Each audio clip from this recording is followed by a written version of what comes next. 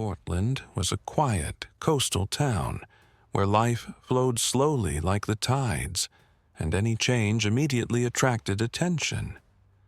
When Emily Gray, a talented journalist, stopped contacting everyone, thought she was just taking a day off.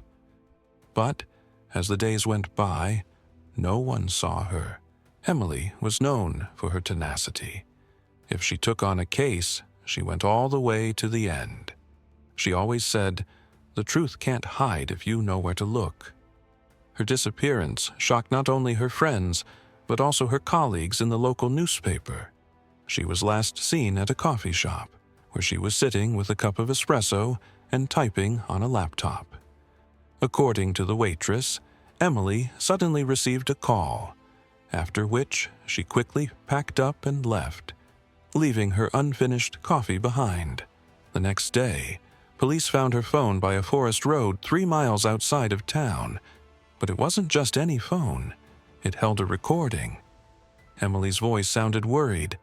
"I found it. It's him. But I need more proof. If anything happens, search the archives."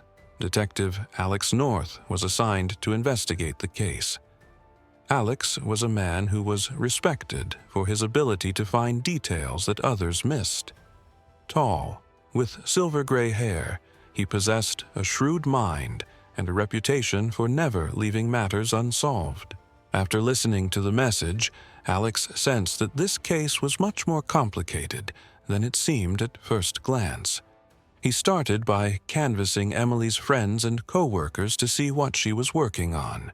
It turned out that she was preparing a paper on a string of disappearances of women over the past 10 years. The disappearances appeared to be linked by one detail. All of the victims had previously visited the Sea Shadow nightclub owned by Richard Carter. Richard Carter was a local celebrity. He was known as a successful businessman and philanthropist who donated money to hospitals and schools. He seemed unsuspicious, but Alex knew that a perfect reputation was sometimes the best cover. Emily left a clue about a certain archive. Alex and Emily's friend Sarah decided to head to the newsroom. In the archive, Emily kept all of her notes, memos, and drafts. In one of the drawers, they found a locked metal box. Inside was a flash drive. The flash drive contained phone records, surveillance photos, and a list of women who had disappeared without a trace over the past 10 years. All of the victims had one detail in common. They had visited the Sea Shadow nightclub before their disappearance. Among the photographs found were shots of Richard Carter in the company of these girls. A few weeks after appearing in these pictures, the women disappeared without a trace. Sarah, with trembling hands looking through the materials, whispered, She knew all this and tried to warn us." Alex decided to send an undercover agent to Sea Shadow.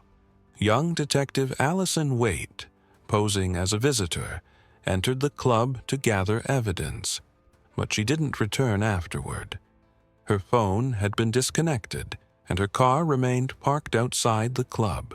Alex realized that Richard Carter felt threatened and sprang into action.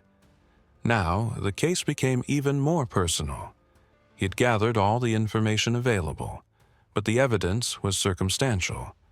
Without direct evidence, it was impossible to arrest Carter. Meanwhile, Sarah began to receive threats.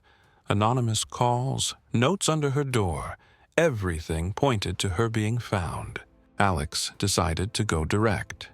He went to the club late at night to talk to Richard. The club building was luxurious, bright lights, loud music, and a long line of customers. But behind the glossy storefront was something dark. Richard greeted Alex with a friendly smile. "Detective North, good to see you. What can I do for you?" His voice was calm, but his eyes showed tension.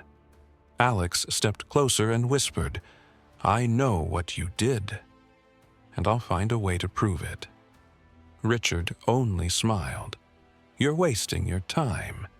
People disappear, Detective. That's life.